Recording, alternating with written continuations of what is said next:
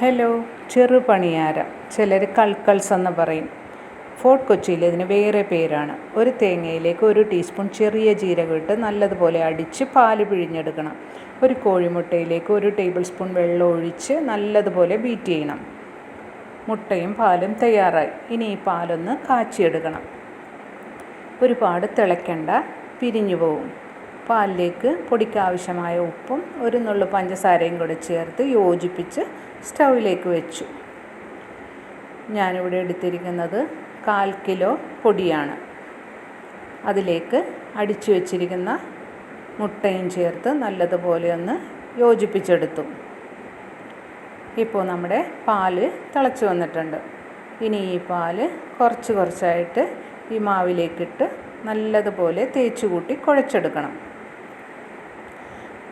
ഞാനിവിടെ യൂസ് ചെയ്തിരിക്കുന്നത് ഉണക്കി പൊടിപ്പിച്ച പച്ചരിപ്പൊടിയാണ്.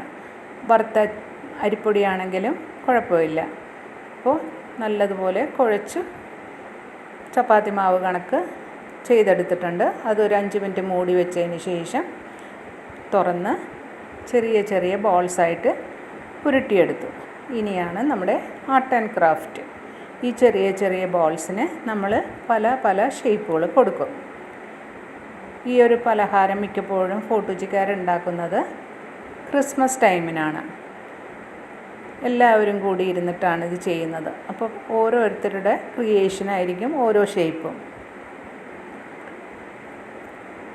എനിക്കാകെ അറിയുന്നത് ഒരു ചാമ്പക്കാമുട്ടും ഒരു ചാമ്പക്കായുമാണ്.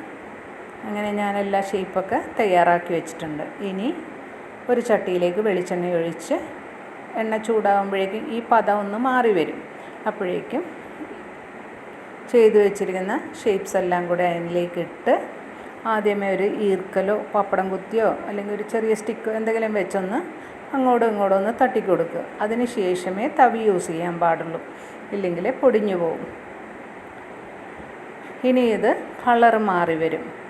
ഇതിനെ ഫോർട്ട് കൊച്ചിയിൽ പറയുന്നത് പേന്തിപ്പിരുത്ത്. അതൊരു പോർച്ചുഗീസ് വേർഡാണോ എന്ന് എനിക്ക് കൃത്യമായിട്ട് അറിഞ്ഞുകൂടാ. ഫോർട്ട് കൊച്ചിയിലെ മിക്കവരും പറയുന്നത് പേന്തിപ്പിരുത്തെന്നാണ്. ക്രിസ്മസ് ടൈമിനായാണ് ഇത് മിക്കപ്പോഴും ചെയ്യാറുള്ളത്. ഇതിങ്ങനെ കളർ മാറി വരുമ്പോഴേക്കും അത് കോരിയെടുക്കാൻ സമയമായി. അപ്പോൾ പേന്തിപ്പിരുത്ത് തയ്യാർ. ക്രിസ്മസിന് ചെയ്യുന്നത് ന്യൂ ഇയർ വരെ ഇത് നമ്മുടെ വീടുകളിൽ കാണും. ട്രൈ ചെയ്ത് നോക്കൂ.